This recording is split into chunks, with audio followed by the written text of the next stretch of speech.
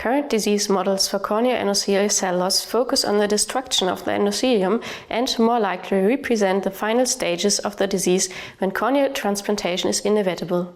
New treatments using stem cells or gene therapy, however, are now available that could be more useful for the early stages of the disease, the models for which are lacking. Non-invasive intraocular surgery by photodisruption using an Annekatrin laser has become a routine procedure for ophthalmologists.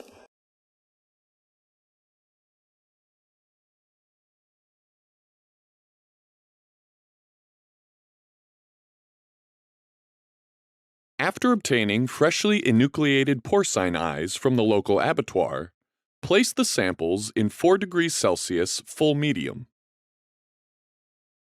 Use scissors to remove the extracellular tissues and soak the eyes in 5% povidone iodine ophthalmic solution for 5 minutes.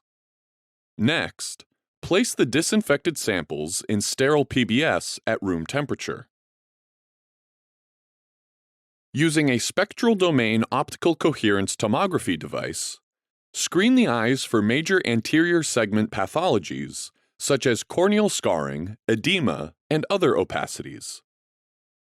After screening, position the eyes in front of a slit lamp unit equipped with a ND-YAG laser with a wavelength of 1064 nanometers and a focal spot diameter of 10 micrometers in air. Select the 12x magnification and deflect the illumination to visualize the individual corneal layers.